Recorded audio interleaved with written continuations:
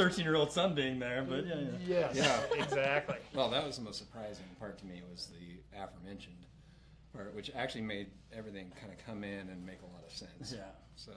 Yes. My favorite picture is you and Corley coming in from the float, just melted into the backdrop. rolling it. All right. My guide. Welcome to another session of, cool folks swinging by the First Lite office.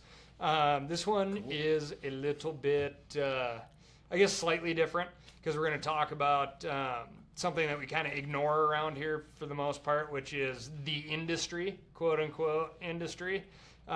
In this case, it's the outdoor recreation industry, which we've all been a part of in a number of different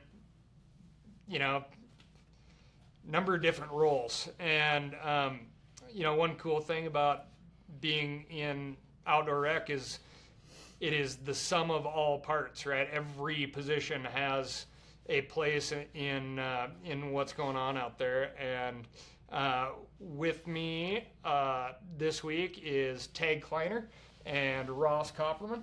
And I'll kind of let these guys do their intros themselves. Tag is with Sage. Why don't you tell everybody what you do? Got it. So I'm Tag Kleiner. I'm the VP of Marketing for Farbank Enterprises, which is effectively the holding company for Sage Fly Fishing, Reddington, and Rio products, all brands in the fly fishing space. Copperman? I'm Ross Copperman, work here at First Lite, VP Sales and Marketing, and happy to be here. Ryan Callahan. I'm the Director of Conservation and Public Relations, and which is a fun title and something we can get into later. But probably number one question all across the board, no matter what job you have, you see this come through, and it's, how can I be a part of what you are doing? Or hopefully that's the question they're asking. But how do I get a job? How do I get to do what you do in the outdoor world? And I think that's what we're really going to tackle today. One thing to keep in mind is this is still a Q&A. We're going to break off and kind of have some individual stories here, but best question will get a click reel from Sage. You get to pick the size, arbor size, and your color. We were all using these last week in the Frank Church, and great setups. And to match that, First Lite is going to throw in a Vapor Stormlight jacket, and ultralight, extremely packable. I have several buddies that use them as destination fly fishing jackets because there's zero weight and takes up no space in your pack. So should be a sweet combo, and that's going to, the most interesting, provocative question, what have you. So I think The judge panel for that, right? 15 people waiting to figure out what it's going to be. Yes, exactly. Highly qualified experts. Highly qualified experts. Yep, we're going to let the interns pick that, and we'll provide their cell phone numbers as well. So We got to get them out of the dungeon. Not it. Where did you start? Tag, we'll start with you. You're in the industry now, How did it begin? Yeah, how did it begin? So, honestly, my first outdoor job was I was a river guide on the Colorado with the Drift Adventures out of Moab for 4 summers. So that was my first taste of outdoor industry, quote unquote. I guess I didn't really realize it at the time because I was just a whitewater bum. But then I moved to Ketchum, and painting houses and being a laborer was kind of wearing thin, and I wanted to get a real job. I was kind of separated from college a bit, so I applied for a customer service job at Smith Optics. Did not get it. But then, and did you move to Ketchum because you were pursuing some were you a skier? I was at that time I was a whitewater guy, so we left Moab and we were going to go to Banks or Crouch, and I had buddies in Ketchum, and I couch surfed, and ended up spending 25 years in Ketchum. So yeah, first job, didn't get the customer service job. A week later they called me, had another opening. My paycheck was $379.18, 24 times a year. Pretty sure I paid rent, and I know that I drank at least that in beer, so I don't know how I survived. But ultimately just, Smith Optics is a great company, continues to be, and you work hard, you're passionate about it, you're thoughtful and intelligent. I was able to move out of customer service and rep Idaho, Montana for a little bit. They brought me into marketing to be a marketing coordinator, I think, and then took over our ski team, took over the outdoor team, became a senior promotions manager, became a marketing manager, marketing director, and then ultimately was the global director of marketing for 10 years at Smith before coming over to Farbank and being the VP of marketing over here. So, I'd say it's luck, persistence, passion. Well, persistence has to be a big part of that, right? Because, that's a lot of hats to be wearing. And, even in 20 years, that's a lot, right? A lot of different roles. A lot of different roles. But, the nice side of it was, everything was the nice side of it. But I got to experience those positions as I moved my way up. Again, given the opportunity to move up. But wearing the hat and then ultimately managing those hats made me as a manager a lot more intelligent about what my team was doing, about what worked and what didn't work. So I really benefited from, just kind of learning my way up the ladder for sure. Nice. Ross, you want your real quick intro story? Yeah, totally. So, like Tag, I moved out here. At the time I didn't have a job. I just finished a job and basically partied in Idaho for a month before I ran out of money and decided maybe I should get some sort of employment. Got a marketing job with our local Chamber and Visitors Bureau. That's where I met Tag initially. From there, I went into this weird financial / insurance world, which is a dark part of my life. It was I still have a policy from that time of your life. Yeah, it was soulless. It was terrible. One day, Tag emails me and he's like, "Hey, you should come in here and interview for a job I'm hiring." Tag was the hiring manager at this, and it was a ski team manager. Oh, yeah. And I was psyched. I'm like, oh my God, here comes the dream job. I'm going to travel around, Davenport and Sarah Burke and all these people. It's going to be like this life of glory. So I come in and I'm like, if Tag's contacting me, I'm in the running. So I come in there and I interview and the whole thing, and he did not hire me. Not only that, I found out I didn't get hired from his wife at the time at a bar at 2 a.m. She's like, sorry you didn't get the job. I'm like, what? I'm already spending that paycheck. Yeah, exactly. I'm already living this life. What are you talking about? So to the point of persistence. Playing with confidence here. Yeah. That was failure number one. But I knew I wanted to be part of this team at Smith at the time. I had a job opened in customer service. I went in, interviewed for that. I think Tag helped me get that interview. And then I was told I was overqualified. What was your mental process between, you have a job that has an actual budget to it versus, listen, you're going to be probably hourly. Yeah. You're going to be sitting at the phone. Totally. Great question. So why, right? Why would I want to take a pay cut at that point? And it was to get my foot in the door, right? And we all know to get into this industry, you do whatever you can to get into it because there's a lot of applicants for every job. And it was honestly the promise or the idea of a better lifestyle, working with people I wanted to work with. Not to say that the people I worked with in insurance were bad people, but they weren't people I'd go out afterwards with and go skiing or go hunting or go, have beers with. I wanted to do something I was passionate about. So, yeah, tried the customer service thing, was told I was overqualified, went back to my insurance job. And then Tag emailed me again. And he's like, hey, man, 3rd time's a charm. We have another opening. You should contact this manager. It was a sales analysis job, a grinder job, a lot of Excel. And I guess I was better suited for that, which I don't know if that's a good or a bad thing. And that's how I got my foot in the door. Ultimately at Smith, started running e-commerce, doing some sales-oriented stuff. Worked a lot with Tag, who was managing the marketing side. And then I came over to First Lite. And that was 4 years ago. So same kind of deal. Persistence, I think, is the common thread here. I mean, if you want in the outdoor, it's not going to be you send an email and somebody calls you out of the blue and life is great. It's going to be you have to stay in front of people. You got to hammer them. You got to show them that you really want this job and stay persistent. But then, so Tag kind of started out with, he's a whitewater guy, river rat, and that's kind of the lifestyle he was pursuing, right? Gotten some paychecks that way. What was your kind of recreational background at that point?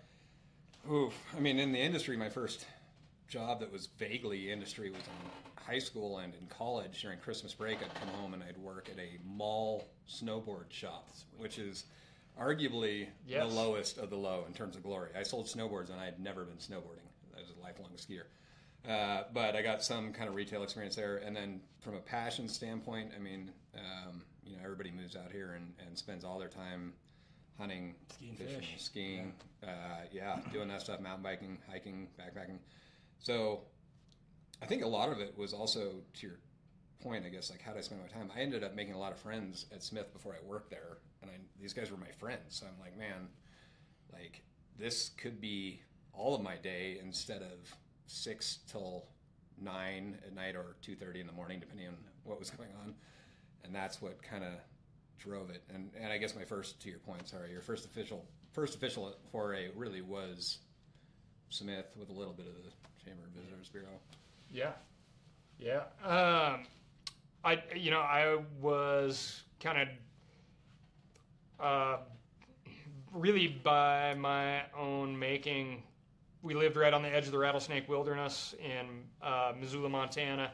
Spent a ton of time in there. Had a yellow lab, ran around, fished, and by the time high school was over, I was just like crazy. I was not getting enough time outside because of all that high school stuff that you have to deal with, like going to class and sports and all the extracurricular stuff, and a lot of that, more or less ended for me, and went to college because everybody else was, and ended up spending more time hunting and fishing in college than going to class, and eventually started guiding. So, how old were you? I got my first guide's license at the age of 19. Okay. So, is there legends at SHOT Show? People come up to me at SHOT Show. Everybody wants to know how old Cal is, because you could be 18 now or you could be 102. Yes. And then people will come up to me and say, I heard he started guiding when he was 9. I'm like, he wasn't raised by wolves. This isn't how it happened. But I think it's very interesting that was your first real job, right? Yeah. I mean, honestly, like my group of friends, they were like ESPN kids. They were not, like their going outside was really organized sports or going to the university golf course in Missoula, and that was their outside time. And so I had to acquire a bunch of stuff and organize them for trips that I wanted to do, because that's the only way I would have companionship on those trips, right? Other than the dog. And the dog was great, but there just some back and forth there eventually. So you were able to thread in like your dreams of where you wanted to float, do this, that, and the other, and maybe plant the seed with this group. I got an idea. Why don't we go do this canyon? Yeah, I got all the stuff. Yes. So eventually, my college career was declining, and this outfitter buddy of mine, the second he heard that I was not going to school, I'm taking a semester off. Oh, yeah. He was... yeah.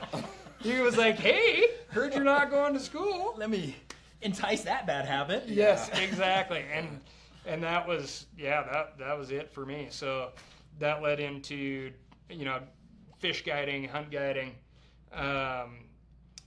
doing whitewater when the rivers were too high, and just trying to figure out how to do that, and then adding in, swinging a hammer and pouring drinks and whatever. So, and trying to ski in the winters, and it was a pretty sweet gig, and mooched off my older sister Courtney. Thank you very much for a lot of. I didn't necessarily make every rent check, I'll just say. But so one question that I know, sorry, Tag. One question I know we get a lot about, and that I think Cal's in a unique place to answer it. We get a lot of questions or inquiries into how relevant is my outdoor experience to working somewhere like First Lite. So in Cal's case, he was a pretty experienced guide by the time you started working here. You had some middle positions there in between there, and First Lite I know, but a lot of people come to me and say, hey, I've been hunting for 20 years, I do this, that, and the other, and they want to know, what does that count for? You know what I mean? And I guess in your experience, how do you think that contributed to you ending up where you're at in this killer job? Oh, man, I put, like raft experience, like if you're doing like raft guiding, you're hanging out with a bunch of monkeys that probably aren't OCD and checking everything off the list as far as your gear list goes. So you get in these situations where people have paid a lot of money to go on the river with you on, overnight trips or multi-day trips, and somebody forgot something. You don't throw in the towel and say, "Hey, folks, sorry, Trip's over." Yeah, we forgot the fire pan. There's nothing we can do, right? You make up this crazy story about how you actually cook all your meals on rocks after you wash them in the river. Every trip we do this. Yeah. Eat the rocks. Eat the rocks. And you keep on trucking, and you make it an awesome trip. And, so that type of experience, like when I see that on a resume, I know they have the ability to deal with some adversity, That's it. take some weird curveballs. Living life on the road is just, your stuff is not going to show up in perfect condition or all together, at least some of the time. So you gotta know how to roll with some different punches. So, that type of on the fly logistics stuff is certainly important to me. I couldn't agree more. I mean, I got that same experience. I mean, really being a river guide and being a waiter of all things, like quickly read people, quickly assess situations, quickly solve problems. Those things come into play more so than like I've been on this many hunts or this many river trips. Like I've dealt with these situations of adversity. We forgot this or that didn't show up or this guy here. The logistics side of it becomes, if you can manage the logistics sides of a guiding operation, you feel pretty comfortable with inside of a brand. Yeah, I would think so. And serving, the longer you're in a service position, you can, sometimes you don't feel that great about it, but you can read who comes through the front door and you're like, oh yeah, that is a Budweiser guy. Yeah. And you're reaching behind the bar before they even order their beer. So, that all adds into, sales. It adds into branding. People. It's a people industry. Well, it's a relationship business. Yeah. And the more you understand how to foster relationships, create relationships, enhance relationships. I mean, throughout my career, relationships have been key to every step of the way. Yes. Now, I did see one question up here, and I kind of already tipped my cards on this. I do not have a college degree, but there's what kind of like best prerequisite degree for getting into the outdoor industry? That's a great question. Yeah, I agree. So it is. And it's huge, right? I mean, it's a question. I hear it all the time. And so I was a chemistry major at Davidson College, and then I transferred to CU. I grew up in Colorado, so I transferred home.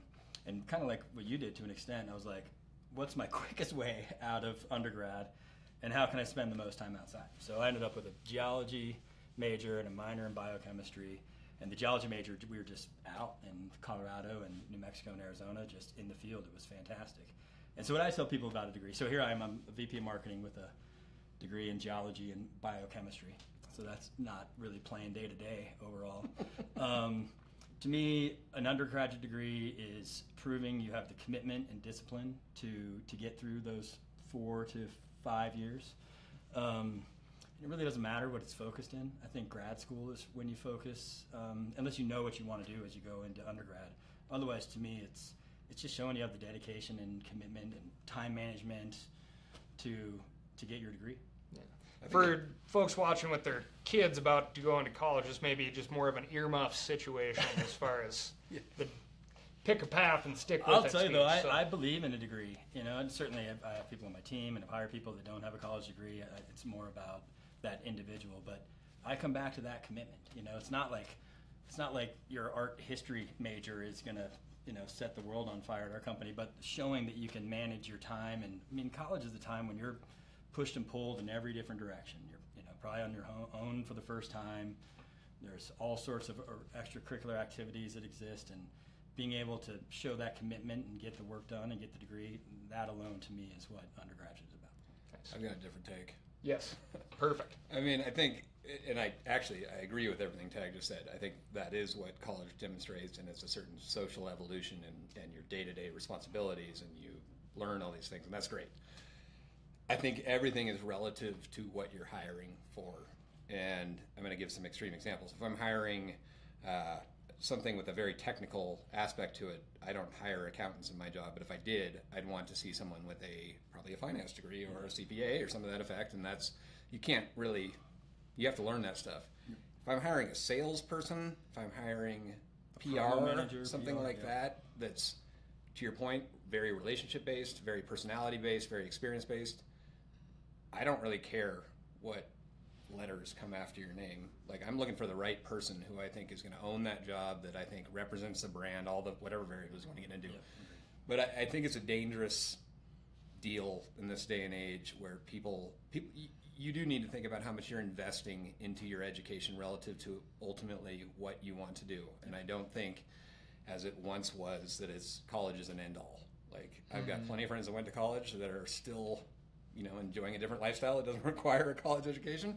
And I've got tons of friends that either didn't go to college or didn't finish and are way more successful than I am in whatever, metrics you want to use, right? So I think the balance, if I can interject, and maybe this isn't what you're going for, but I think there's a balance in you're not stopping your education, you're shifting it into, being social. And you're learning how to work with people in different experiences, hopefully. You're starting new things. There's a lot to be said for that. And it's something that we certainly evaluate. This is not a giant building. It's a small office space. It's a tight-knit crew here. And you got to evaluate who can work within these complexes. Absolutely. It's culture is Sure. something I think everyone talks about everywhere I've worked. Smith is a huge part of First Lite, is absolutely critical. To Cal's point, it is a tight workspace. We travel together, we hunt together, we play together, we do all this sort of stuff. And, culture is something you can't really define, but I think by the end of most interviews, if someone's a red flag. Yeah. And I'm not going to sit here and tell you what a red flag is, but I think okay, there's a good interaction with this person. I think they'd fit in here, and they're going to work well and make this team stronger because they bring something to the table and they fit in. Or, I'm impressed by your MBA at whatever school, but honestly, I don't see you making everyone around you stronger because you don't fit in, and that's a critical An evening out is a critical part of our interview process. Like, it's one thing to win at the conference table. It's another thing to go out and make sure you can engage. And Holden and Hazel, if you're watching, school ends after college, just to be clear on that one. But I do think that culture Holden and Hazel becomes, are Tag's yeah, children. those are my Yes. kids. Yes. Culture is critical. I spend more time with my team than I get to spend with my family. That's the nature of work these days. So we all want to make sure that we enjoy spending time with each other. So let me say this real quick about culture too. Don't go into an interview, or if you find yourself in an opportunity position, don't try to fit in. Because no matter what you're doing, whether you're applying for graduate school, whatever, I mean, any situation, right? Like, people can kind of see through that. So be yourself, and it'll work. Is my take. Yep, agreed. Yeah. I mean,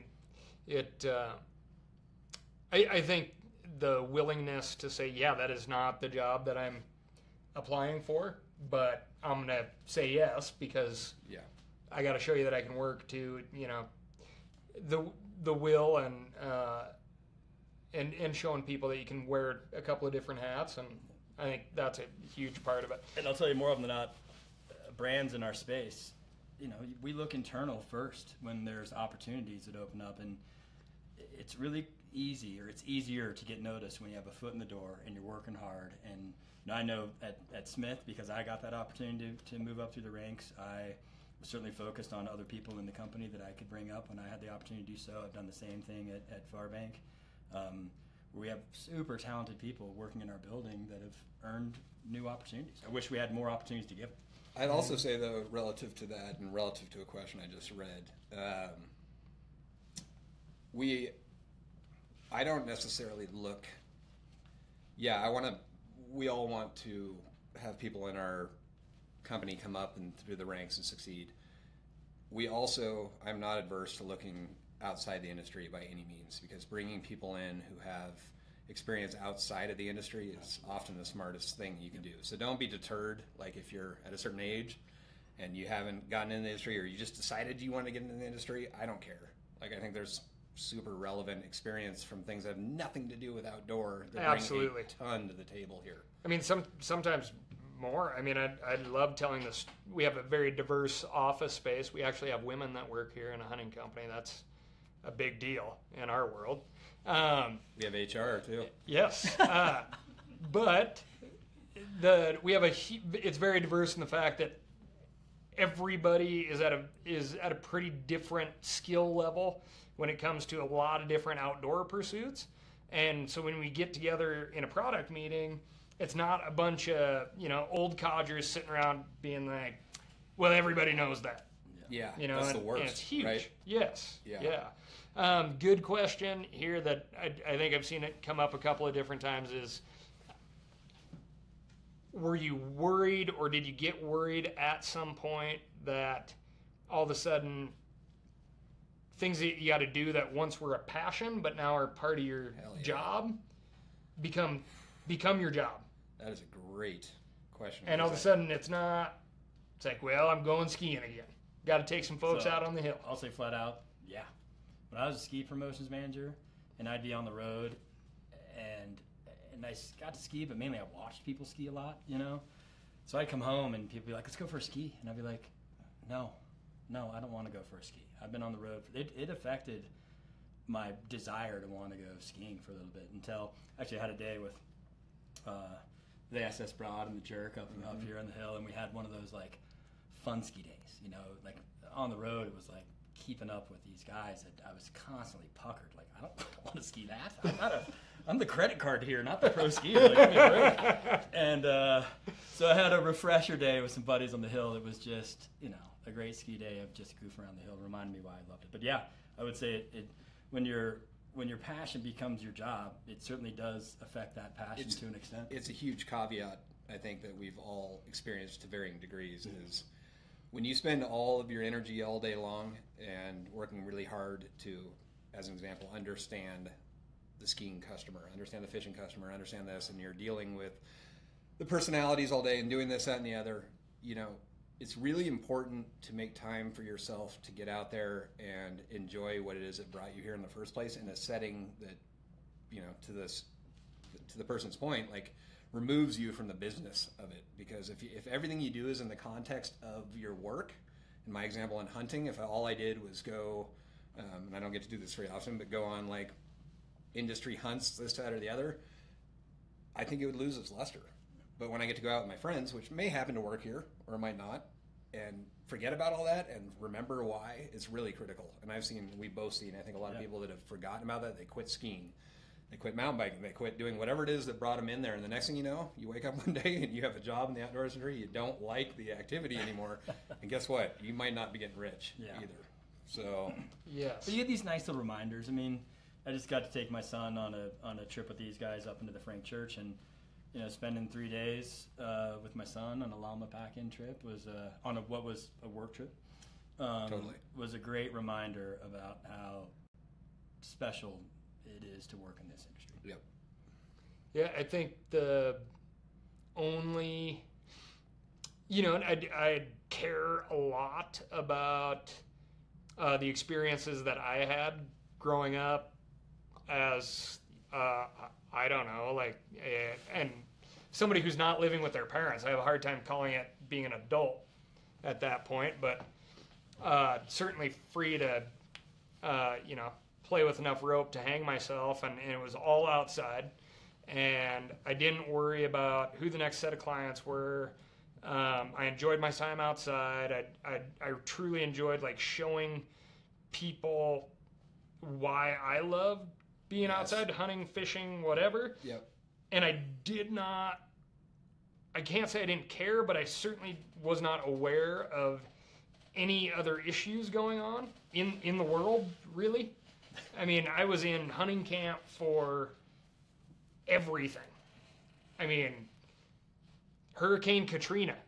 That was a crazy story to get from the next set of clients that came in. Someone told an OJ joke on my boat once, and I was like, why are you telling an OJ joke? They were like, you don't know what OJ just did? I was like, what are you talking about? So I totally missed the OJ thing because I was on the water. You what a weird random OJ joke. Why would someone tell an OJ joke? The Jews. Yeah. And so even though I was totally immersed in the outside, the outdoors, I was not aware of any, I was really living in a bubble. And now I'm going out and I'm having a lot of the same experiences being outside, but I have kind of this weight on my shoulders, so to speak, of being like, oh my God, are we going to screw up all this public land? Yeah. Are we going to let this go? Like, are people, do they actually understand what's out here? Like, how is this going on? And so that's a major, I would say that is it's hard to escape. Yeah, other than like living in a truck with 2 yellow labs, like that is the most major life change I've had. So I want to get back to something that just, and you have the most experience out of the 3 of us. I think I've done a itsy-bitsy amount of hunting guiding. You've done a little bit of whitewater stuff. You've done a lot of guiding. If you had to quickly describe, both are in the outdoor industry, the guiding part, and let's call it the corporate business part of it, right? What do you think the primary differences are to you as the employee that has experienced both? Oh boy, that is a huge question.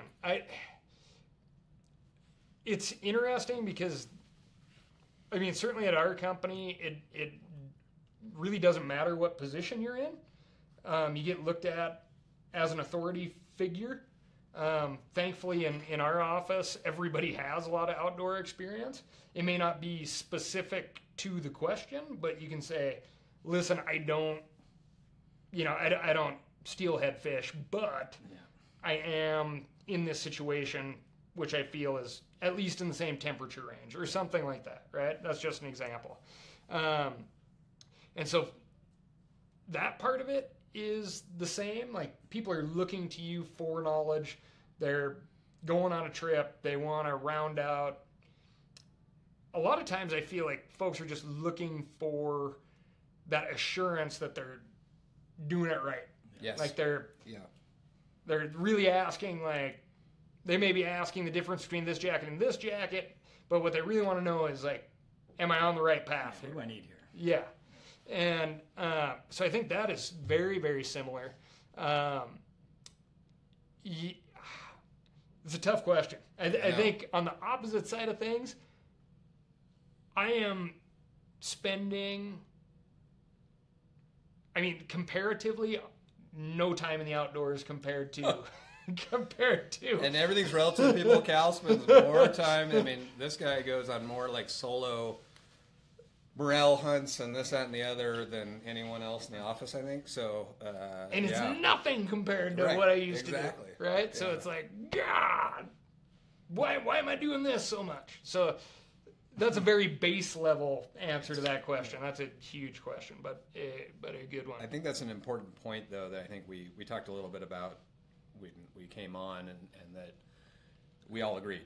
There is sometimes an occasional misperception about working in the outdoor industry, that what you guys see and generally what gets circulated is we're always doing these awesome trips, we're good timing it all the time, we're getting to go to these exotic places and do all this sort of stuff. The most important thing maybe that I would tell anyone who's interested in working in the outdoor industry is I would make the argument, and it's actually, now that I think about it, it's great that I'm sitting next to Tag. I mean, some of the most hardest working people I've ever met in terms of desk jockeys, I'm not talking about ranchers and this, that, and the other, people that actually really work hard, working outdoor. It is a serious deal. It's a job, and you are going to work hard. You are going to give everything you got because you're passionate about the people you work with. You do all this sort of stuff. So just, there are some awesome perks that we talked about, and we all enjoy those. My 2 favorite experiences I was thinking about was hunting in Texas with Cal, my first time hunting in Texas, and then cat skiing in Wyoming, the tag. I mean, those are two awesome experiences, and I'm grateful for them. But do not think that you're not staring at Excel for hours on end, that you're not dealing with the same kind of personalities and the same challenges that you would in any industry. I mean, agreed. But we do get these little perks. We get to go. We do. Nice. I mean, to me, the perks are, I fish much less now that I live in the Puget Sound than I did when I lived here in Ketchum, surrounded by a bunch of amazing water. So my quantity has gone down, but I'd say my quality has gone up. I've done some incredible fishing trips. The highs are very high. The highs are high. And I'll say, to me, like, what I really adore about the outdoor industry is it's just good people. And I think people get into it for different reasons. You know, Totally. like, you're a gear guy, you're just a gear nut, and you just like tinkering with gear, and you have a knack for it, and that's a way to get in. You're a people person, you like being surrounded by folks that are similar minded and similar passion. That's a way to get in. And I think different people get different things out of it. And so again, the quality of my experiences has drastically increased, and the people that I get to share them with is. And I don't mean to make this like a pity party. I am God, no. happy with where I work, and I'm not suggesting that we are not extraordinarily lucky to work where we are. We work for two of the most fun companies in our respective worlds. It's killer. Like, don't get me wrong. I just hate to perpetuate that sort of myth. That you look at all of our marketing is like, look at these remote, beautiful places, and I mean, I look at our ads too, and I'm like, gosh, I want to go there. And little I'm sitting right here being like, damn you. Really good question that I think certainly have some fun with is your biggest mistake. Like, what was a learning curve type of mistake when you started in the outdoor industry? Like, what was the thing where you were like, oh boy, this is a job? I mean, for me, I have one that's on the top of my head. So I'll please.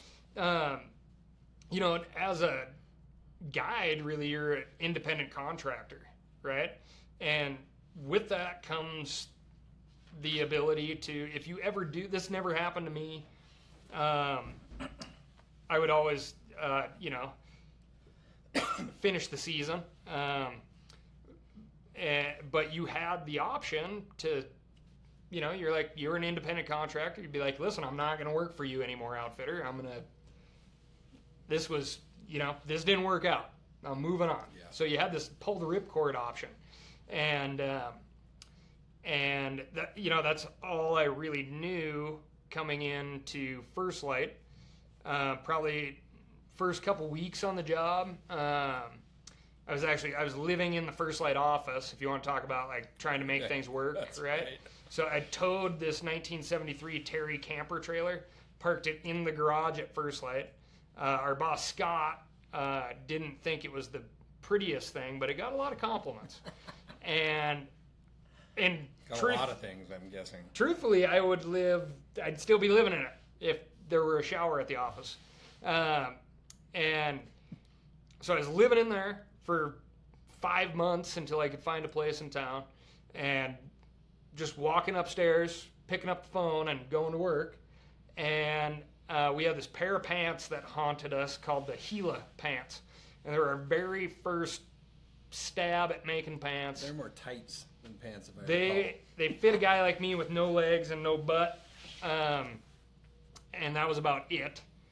And so I was getting these phone calls on these Gila pants, and it's a company full of people. Like, we're making things as good as we can. We still have some gut checks here and there, and we're learning, and we're feedback based, and we're making great products at the end of the day. But sometimes things come along and give you a bit of a black eye, and this was one of them. And this guy is just hammering me on the phone, and he's having a bad day. There's something going on there that we were not going to resolve on the phone. And he he's like, do you guys even hunt? And I said, yep, sir, like, we all hunt. And he said, well, the only type of people that could use these are he had some example that I won't repeat, and it wasn't good. And I basically just told this guy, I said, you know what? I'm not sure what's going to make you happy, but there's no way we can. And I turned to Kempton Caruth, one of the founders and owners, and kind of relayed the story. And I was kind of like, yeah, I got that guy. And he said, yeah, congratulations. You won the conversation and lost the sale. Yeah. And I was like, Humbling. oh. Yeah. Oh. And that was a huge one for me. So I don't think I've ever made a mistake in my entire career. I can name 5 mistakes you made right now. You know what I did well is I had a great counter when I was our ski promotions manager. I had a great guy who was our snowboard promotions manager. So we would kind of trade off getting into excessive amounts of trouble with our boss, Moto, at the time. Yeah. So he'd be on the brink of firing one of us, and then the other one would swoop in and make a bigger mistake. So then that would shift focus on who was going to get canned, and we were able to play that game for 3 or 4 years as we kind of matured into our roles and stopped creating so many problems. Yeah, you know, I don't know. I mean, I don't know a specific example, but I don't know. I learned early on that the outdoor world is fairly incestuous. So a guy that you don't like in this role right now that you really want to tell off, you know, a year from now, he could be somewhere else that becomes more important to you or your business. Because, oh, Ted Kleiner, Oh, you're good the to guy see you that again. did this. So I learned early on to just kill Yeah. people with kindness, and you never know how it might come around. And, Yeah. and There's a be joke at important SHOT to you. Show, right? You might leave the industry, or you might leave your job, but you'll never leave the building. Yeah. I mean, you'll see people in different roles, and you'll be in a different role on this, that, and the other. So, for sure, keep that in mind. Any major learning curves, Ross Copperman? Tons. I think I don't know. I mean, I don't know if this is a mistake, but to the learning curve thing, you learn very fast when you work. I mean, I think one thing I've been blessed with, I guess, at Smith and at First Lite is I worked with extraordinarily smart people, right? And I mean, Ned at Smith, who was our president at the time, had this mantra, which is very obvious. You hear it all the time, but he stuck to it. And that was, you hire the smartest people you can, put them on the bus, and let the bus drive itself. Yeah. And he believed that you'd hire the smartest person you could for a given role, maybe less emphasis on experience, and let them figure it out. Yep. And I think that's tough to do. It's easier said than done. It's easy to hire smart people. It's hard. It's part of everybody's experience to allow them to steer the bus, because you've driven the bus for 10 years. That's what gets You know, tough. I agree. you've driven the bus for 10 years, and then you're handing it off to someone. You're like, I've already made that mistake. Don't do that. Yeah. And That's not how you drive the bus. yeah. Where are you going? And you know, I guess that's not really special to me, but I think for anyone, when you care so much about something and you've done it for so long, you get kind of ingrained with how it should be done, and probably suck as a manager because of it. To me, that was a tricky transition. Yeah. Going from being a doer to being a manager, it's tricky. You know, I experienced a bit with my kids. You know, like, that's not how you do it. Let me show you how to do it. And finally, you realize, like, you know what? Maybe he's got to figure out how to do that on his own. It may not be the way that I would do it, but that's the way his brain works. And Yeah. I find that now that I manage folks too, it's like, all right, I mean, I think all of our mistakes were probably done outside of the workday yeah, at company functions.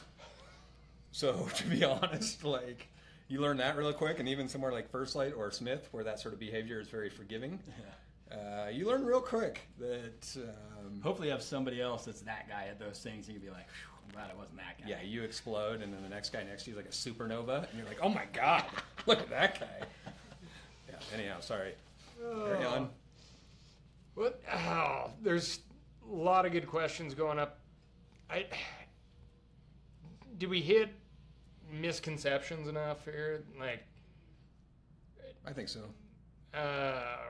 what about entry level? Like, Entry what is points. the entry point? Yeah, I was gonna bring that up when you were talking about guiding, because to me, there's these spots where you can kind of get your foot in the door, you know, and to me, guiding is one of them, especially if you're great with your clients and a bit of a gear nerd on it. That can translate into coming in house. I think retail is another one that's an opportunity to go and work in a specialty shop, whatever it is, and get to know your local rep, get to know the manufacturers as they come in. That's another entry point. And then, what both you and I did, which was you know, you take the front desk job, or you take the customer service job, you take whatever job you can get to get your foot in the door and start getting noticed. But it does seem like there are these key entry points. You know, new ones now, not new ones, but way more relevant. Not that it's ever is photographers and filmers. You know, I look at photographers and filmers right now, and they're essential to what we do in this category. They create the visuals that make it work. So, you know, photographers are out there that are shooting, and filmers are out there shooting and working on spec and build a relationship with the brand. And, you know, ultimately you can end up becoming a staff photographer or get pulled in-house. That's another great Find out what you're good at. Find out what Make you're it good work within the industry, and that's what you're naturally going to succeed at. Yeah. I just saw a really good question from Kevin. This is something that I've only been asked a couple times, but I actually noodle on quite a bit. Kevin asked, Ross, how do you compare the extreme sports industry, i.e. Smith Optics, to the outdoor industry? I assume what Kevin's referring to is what we lovingly call hook and bullet, fishing and hunting, and that's something Versus we both can talk snow about. and Versus surf. Snow, surf, Yeah. what we used to refer to as outdoor, Yeah. ironically. And I think, Kevin, I think there's a lot of similarities. The common thread between both is the people, really good people. I've worked with nothing but awesome people, very passionate people. That's the commonality between two. I would say that at Smith, you know, I think they're more alike than unalike, I guess, working in hunting or working in outdoor. That's a really good question, but I think commonality being passion and really good people. The difference being, I think, hunting, you know, frankly, in my experience so far, which is only 4 years, there are a lot of people who are more experienced than I am in hunting.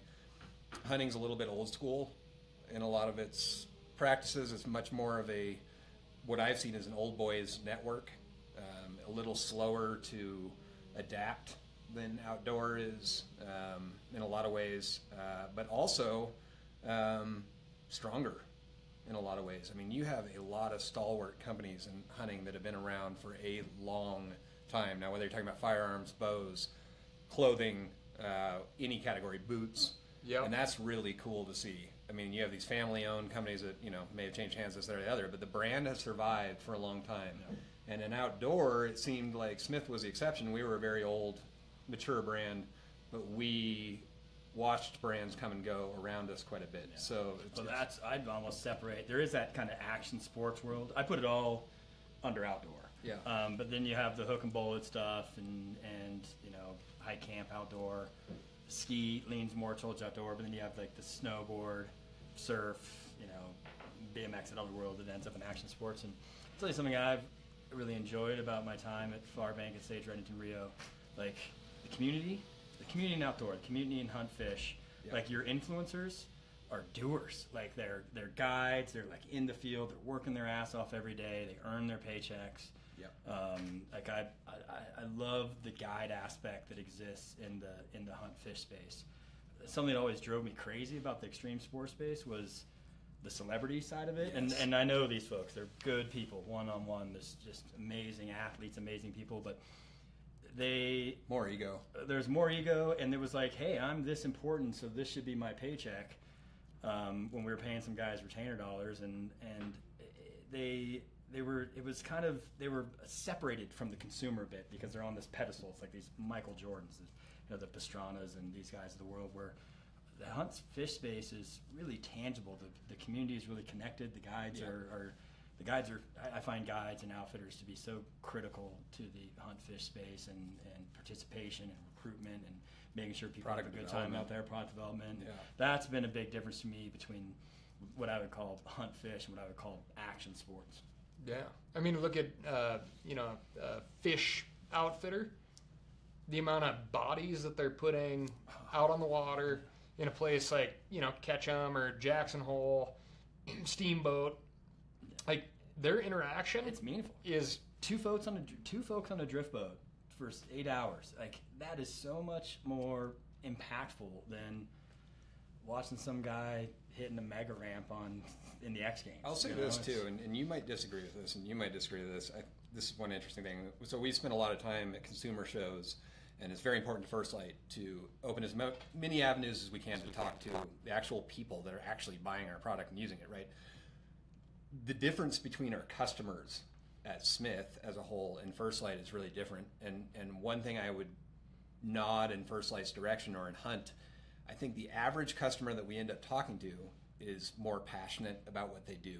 Everyone we talk to at First Lite, not everyone, but most people identify themselves as hunters. That's what they are. Now, they might moto on the side, they might do this, that, or the other as fun hobbies, but most of the time, if they're not hunting, they're scouting. And if they're not scouting or hunting, they're looking for sheds. Yeah. And this is what they do. And we're Smith, you had a lot of those people, God bless them. I mean, a lot of very passionate skiers, mountain bikers, this, that, and the other.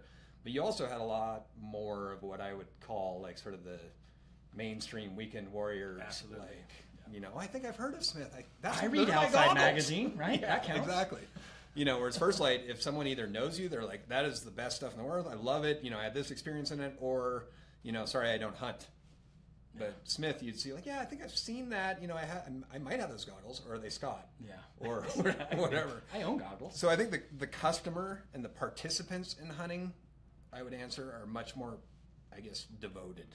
Mm-hmm. And that's an interesting difference to me in terms of the whole deal. That's where I look, though. Smith was playing the umbrella, playing in every category where we are, Sage is, we live and breathe fly fishing. And that's what our consumer base does. Yeah, that bell curve could be quite a bit different, right? So it's like, you still have those folks where the rod or the rifle, or probably not so much the bow, but that stuff's in the closet for all but 1 or 2 weekends a year. Yeah. So they're not quite there, but the meat is, these folks are doing something associated way more, a lot more days out of the year. So getting a little bit back on topic, Brock asked, what is the most unique background an employee has at your company? And have you hired non-Americans and had them move out to the HQ? I think that's an interesting question. Twofold. We certainly have some very interesting characters, I'd say, at First Lite. I was thinking about when we were talking about earlier, by default, we have like a bunch of fly fishing guides that work here that, came from either fly shops.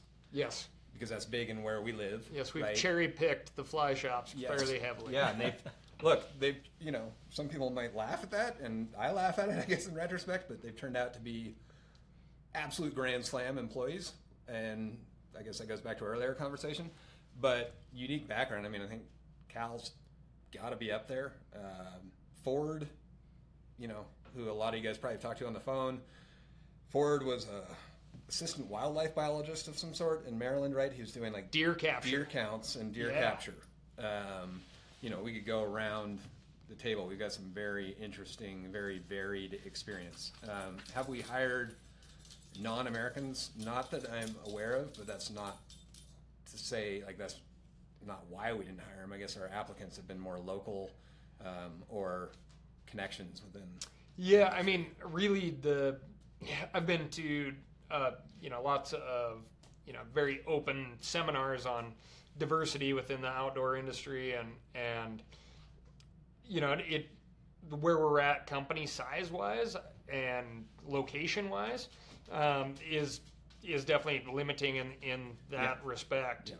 Also, I do have to say something on the hiring process because it just kind of jogged my memory. Our first true customer service hire was Casey Hawks, and Ross had come on board, and we're just drinking from the fire hose, and 4 of us at that point. Yes, or 5. We had JB.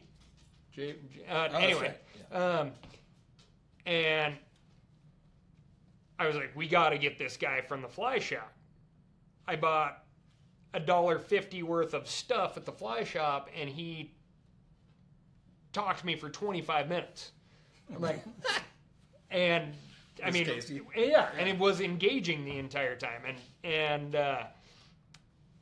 so don't discount your role within the outdoor industry. Exactly. Because within the outdoor industry, they're active people. So if you're working at the fly shop, if you're working at, doing ski tuning. If you're a paramedic, like Allie was. Yes. I mean, you don't want to, your attitude is everything. Like, had Absolutely. I gone into that That's fly absolutely. shop and Casey was like, boy, this is miserable.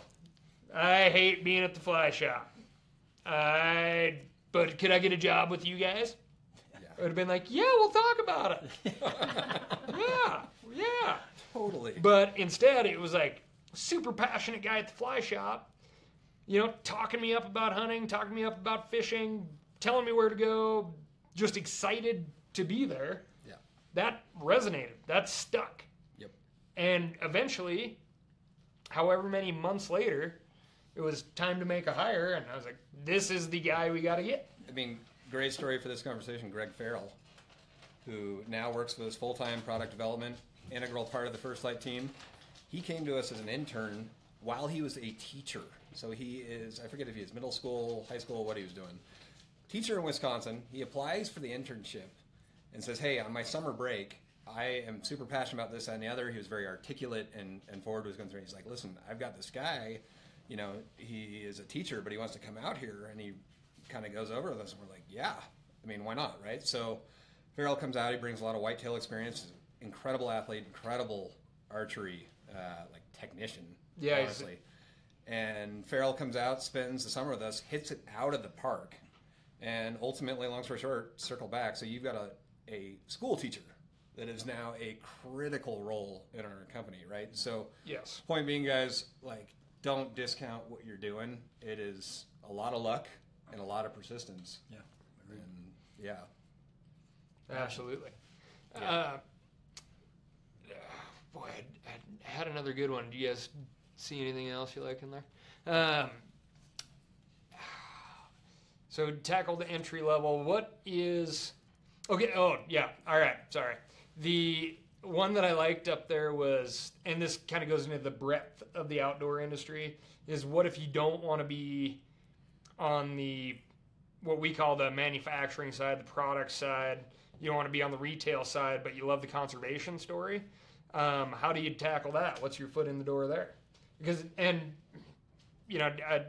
I'm assuming if you're tuning into this, you're probably more familiar with First Lite to a certain degree than you are with the Farbank kind of family and Sage, but these guys are certainly a brand I look up to on the conservation side of things, and they're doing a phenomenal job. So Tag at Sage can speak to this as well. So Yeah, I mean, I tell you, you don't have to have a job in the outdoor industry to be involved with conservation.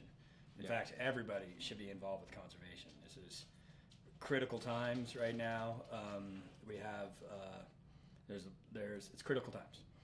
There's habitat issues, there are public access issues, and everybody needs to share their voice in what's happening here. And if left to the outdoor industry, we will fail on these things. So we certainly need everybody involved. So I mean, my advice would be, either reach out to the First Lights or the Sage, Reddington, Rios of the world, find out who we're working with, find what's your conservation project that you're passionate about, find out who's involved. Local is going to win on these things. The more local you can be, and the more other folks you can surround yourself and make sure they're using their voice. I mean, local voices are going to win these battles that we're fighting now. So don't wait to be a part of the outdoor industry to do it. Every industry, no matter what you're doing, we should be fighting these conservation I think if battles. that, Cal, to your question, if that's what you want to do for work, right, if that's what you want to devote yourself to, from my small experience and some exposure to different NGOs and stuff, I think a lot of the people that end up in there started out volunteering for those organizations. That's the best way to get exposure to it, to make sure you believe in. I mean, look, some of these, it's very easy to say, yeah, I agree with that as a concept, and then you get involved, and you might find out maybe their direction is slightly different than you thought, or there's just some realities to it. So volunteering with any organization is a no-lose situation. Agreed. You're going to help whatever you're into, but you're going to get some exposure, and most importantly, you're going to introduce yourself to those organizations, right, and to the people that may be hiring. yes, and you're already doing it, right? If you are a recreational shooter, hunter, fisherman, you're buying licenses, conservation licenses, you're purchasing fishing gear. So Dingle Johnson, Pittman Robertson, taxes you're handing over for the good of, access, land, wildlife. So you're already doing it, so feel good about that. I would say that the next step is getting educated so you can speak to people. I always use this like cocktail party analogy. Just sign up for newsletters. It's free, costs nothing. Read them, get educated on some of this stuff, and have healthy skepticism. All it's going to do is educate you more, and you'll be able to, talk to somebody at that cocktail party in a way that will, almost assuredly promote and ensure the longevity of what you like to do, fishing or hunting. Because we speak to people all the time that they're like, oh, I had no idea. Is that really happening? Or they just don't know. And sometimes these conversations start accusatory or very critically of what you do, but really what these people are asking is, or what they're saying is, I don't really know this. This is the headline that comes to mind. Tell me more about it. You're passionate about it, so you're the expert in my little bubble here. So I'd say that's kind of phase 2, is just knowing what you're actually talking about. And phase 3 is, like Ross said, volunteering, getting involved. You can contact every single one of these organizations and just be sure to let them know that, even if you don't have, this is ridiculously, I paid $9 for my summer beer of choice, the Miller High Life. And I think a year-long membership to BHA is $25. Or become a lifelong member and get a Kimber, Seek Outside, or whatever you're going to buy the same price anyway. But, Steelhead Coalition, whatever. Yeah. So become a member. So you're getting the newsletter, get educated, become a member. Let these people know that, hey, I don't have the cash for a lifetime membership. And honestly, what I'm more interested in doing is volunteering. That's what I was going to say. Because they want your time as much as money. Yeah. Absolutely. That's time is the ultimate commodity. Yep. So we're kind of coming down to it, but I did see 2 questions in a row. I think it's from Joel and Kellen, I believe, and they both had to do with engineers, which I thought was really interesting. They're asking more or less how are engineers involved in our roles, and I think at Smith we had engineers on hand. Obviously, it might sound easy to make a goggle or a sunglass, or particularly a ski helmet is very difficult to engineer. Engineers have a critical role. I know at Sage they certainly do. Both Rio. Sage and Rio, we have engineers. With U.S. manufacturing in Washington and in Idaho, at the end of the day, material scientists, chemists, and engineers are critical to our product development. And I'm always blown away by the Rio guys because they are mad scientists. They come up with this is the line we want to make. So here's the machines we need to make to build this line we want to make. They are incredibly intelligent chemists and engineers. And Sage isn't Sage and Rio isn't Rio without those people within our company. And we do our best to employ the brightest of them. And we're fortunate to have them. So there are lots of opportunities in engineering, especially as, frankly, as Made in the USA becomes more and more important. As the tables get evened out, and so Made in the USA becomes more and more viable as affordable for us to be able to do and pass on to the consumer. Engineering, scientists, that the whole STEM side of our business is critical. I think to address that too, like we've talked about, and we hope, Joel and Kellen, that one of these Facebook Live events will have some of our product development guys on here, and they can answer sort of product development specific questions. What does that look like for First Lite? What does it look like at other companies? A lot of people have a lot of questions as to how we develop things. What's the process? So stay tuned for that. We'll certainly let you guys know when we're able to wrangle our product geniuses away from there. And I'll put it out there. We run a tour on Bainbridge Island of the Sage manufacturing facility every day. So if you find yourself in Seattle, take a little 25-minute ferry, come over to the Sage Manufacturing, our headquarters there, and we'll take you on a really incredible hour tour of how we take effectively strands of graphite and turn them into fish crushing weapons. And remember, it's Tag Kleiner. He knock on his door. Loves fish pics. Show him all the fishes. He gets a little kickback every time he's requested for a tour. So it's kind of a big deal. He's got 2 kids. Come on. We have people that are good at it. I'm more like, lots of cool stuff happening over there. That's pretty cool over there. Be sure to ask him about Sasquatch. Yeah. I mean, if you got an hour. So a question that I really enjoyed, and this is a good one for us, and kind of give you, we did I'm not sure how many folks saw the bow llama backcountry llama trip live event that we did, but we were all on the trip, and a huge part of the trip was amongst brands and users talking about how special public lands were, kind of connecting back, no cell service. We had a very well hidden satellite phone on the trip for emergencies only, but it was ultimately about sitting at the campfire and talking about the water that we can fish, keeping it cold, the mountains that we're out enjoying right now, making sure it's around. We had 2, relatively young kids on the trip, and, they certainly got used as a reference a lot. Like, how do we make sure that these guys can come back here, with their kids? How do we give back? And so the question was, being a business, how do you find the line between profit, ethics, and conservation? I'll start with that. Yeah. This is not a cop-out answer, but it's the truth.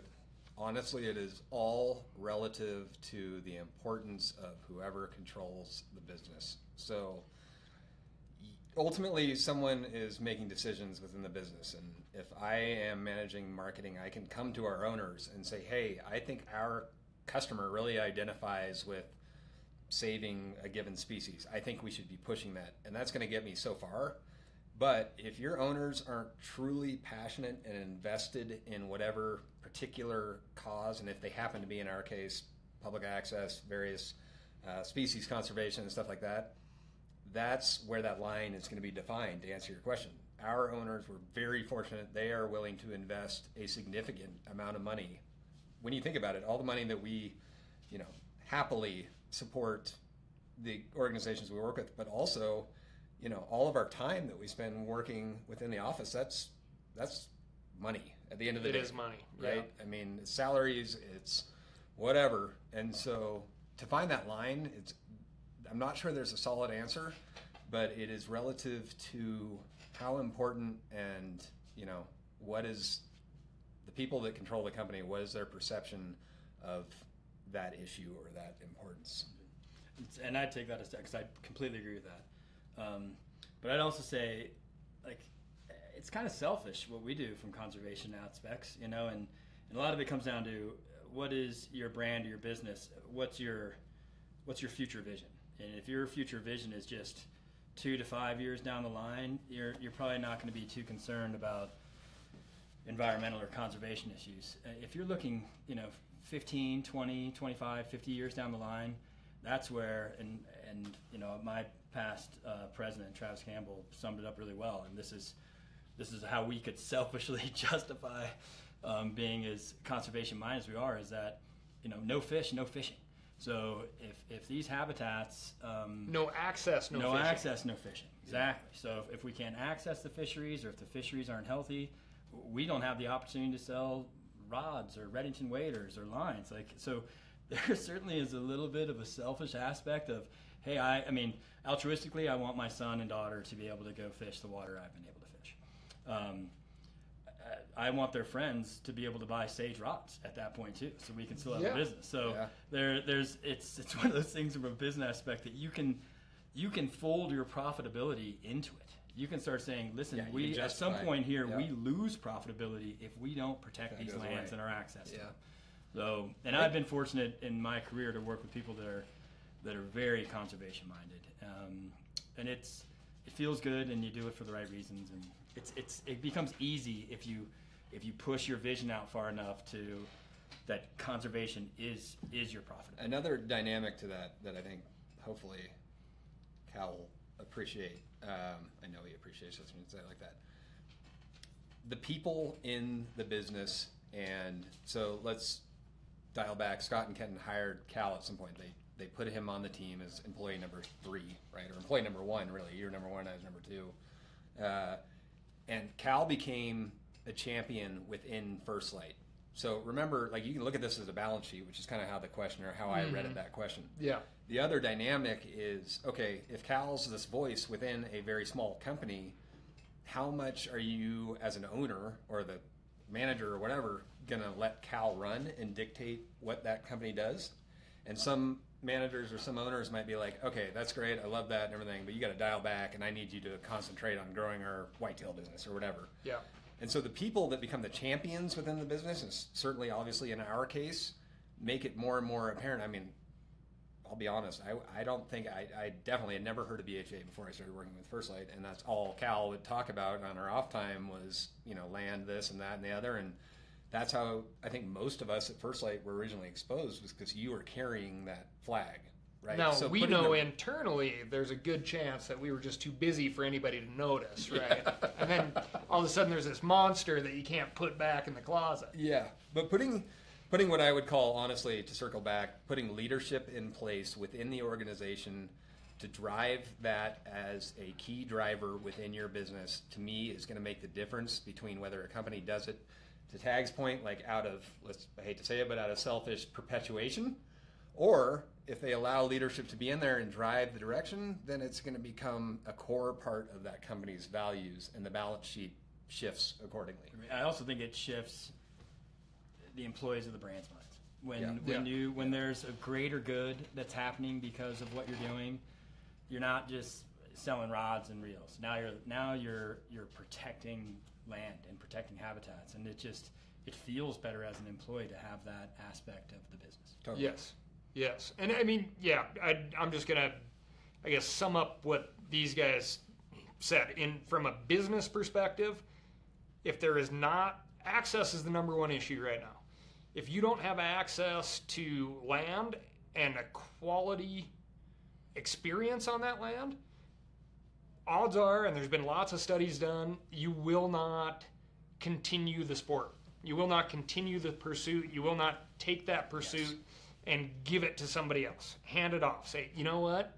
I had a phenomenal time on this piece of ground. You got to come with me next time. That won't happen. That affects the profits, right? You don't need good gear to sit on the couch. I mean, you don't. So, that hurts us. The number one barrier to entry in hunting, which we hear all the time, is access. Yeah. Yes. And, through our own studies, through the studies, our own surveys, rather, studies make us sound smarter than we are. Surveys.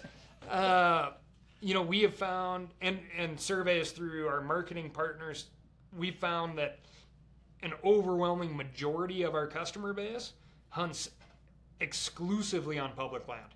They have zero opportunity to hunt on private land.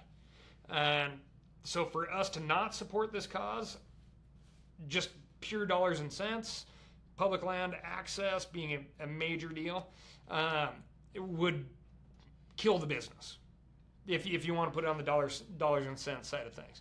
Now, to the selfish part, there's a huge selfish part here. Like, we cannot pry the owners of this company out of here. They love hunting in their backyard. Yes. That's what they really like to do. Yeah. It's like a convenience thing. It's like, well, I'm riding my mountain bike in the morning and then I'm hunting bugling elk in the afternoon. Why would I ever go anywhere else? Yeah, that's an element of selfishness. Yeah. Right? Yes. Yeah. It's like, we are going to make damn sure we like what we do, or we make sure that what we do is here for as long as we can have it, and we want it as good as we can have it, and that is kind of a selfish pursuit. So, and for us, I don't think there's anyone here, I could be wrong about this, but off the top of my head, I don't think there's anyone here who could afford to hunt without public land, right? So to your point, from a selfishness and sort of like, I don't know, introspective look at it, that's what allows us to even, I mean, let alone have a job, but also participate in it. I don't have, like none of us have anywhere to go. Oh, yeah. And, if you, I mean, god-awful statistic I just read today, the average Utah resident will get 2 deer tags, 2 draw deer tags in a lifetime at this point. We're seeing things go to auction. We're seeing a lot of restrictions there. We cannot let that happen. I mean, I'll pick up the god-awful game of golf if I can't go hunt when I want to go hunt. So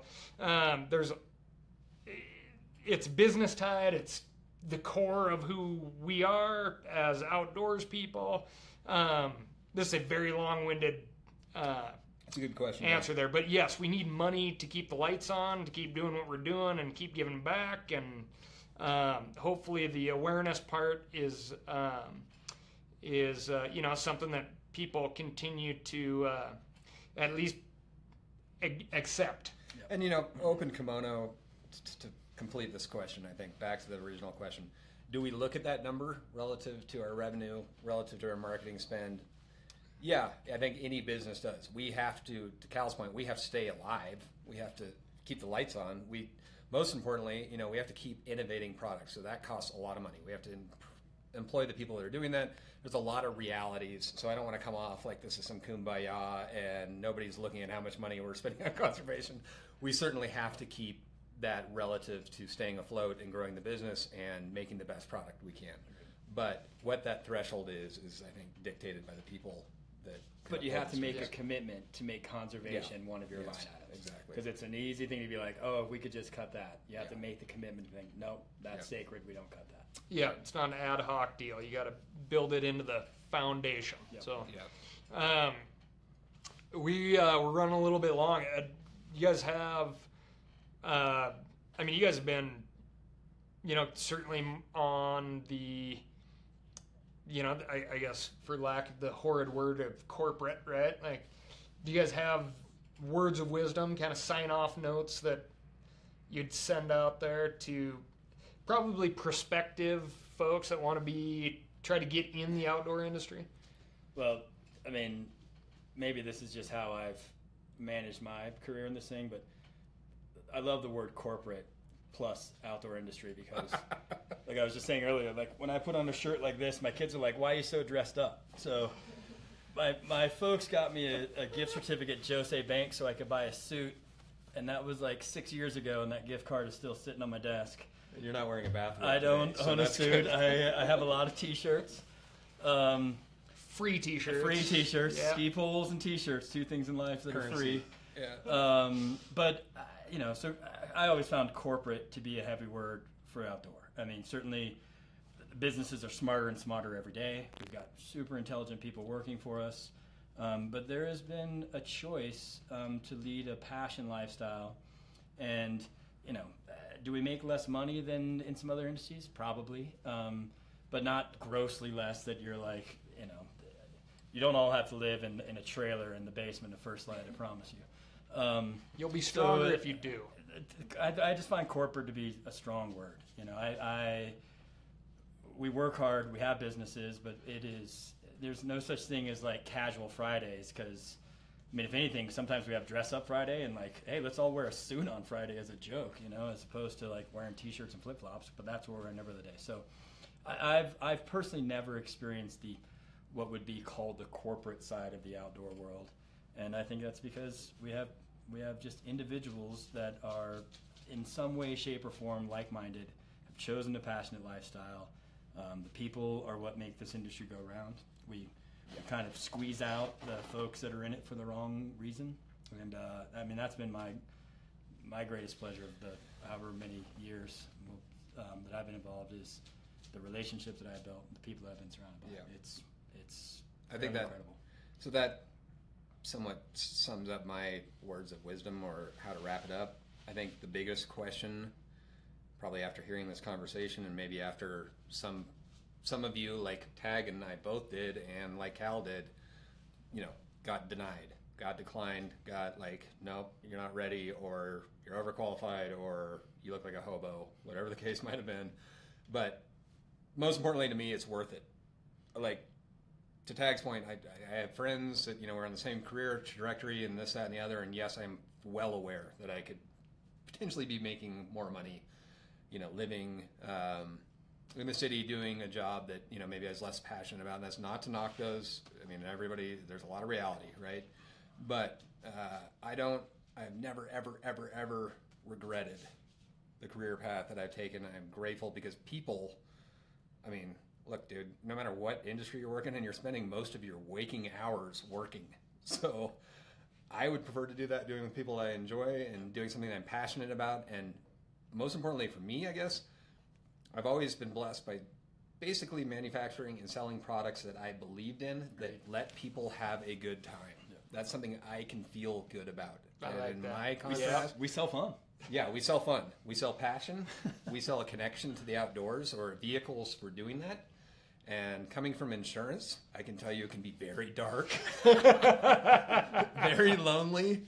And like I would come home at night and be like, what am I doing? I'm super stressed. I don't even know what I'm selling. Like half the time there's no substance, and it's not going to make your life better unless someone dies. That's horrible. Exactly. So, long story short, it's worth the fight. It's worth the persistence. Keep working, keep doing what you're doing. And yeah, the payoff might not be financial, but Be smart, it's lifestyle. Work hard, great work ethic. Yeah. It'll come your way. Yeah. I truthfully would just say you better think long and hard before, if you're ever in the position where you can turn down a job or a different position, you better think long and hard about saying no to that thing. Because I think truthfully the only jobs or positions I've ever turned down have been because I was physically doing too many jobs at that point. Yep. So, Which is like a part of the process, though, right? yes. Yeah. Absolutely. So, I always say, like, the things we do to protect our phony baloney jobs. It's you gotta wear a lot of hats and be willing to do it, and I think that's the biggest deal. So, thank you so much for hanging on with us. We got a little long-winded in there, and thank you very much, Tag Kleiner, and Appreciate being here, guys. and Thanks, Ross guys. for hanging around, staying away from the fam a little longer than we all do, and Click Reel from Sage will be, and a Vapor Stormlight jacket to one lucky winner with awesome questions. There were a ton of awesome questions, so we'll try to get some probably some stickers and some caps out to some folks too. So thank you very much, and we always try to take a stab at some of these questions the day after too. So go home. Thank you, guys. See you guys.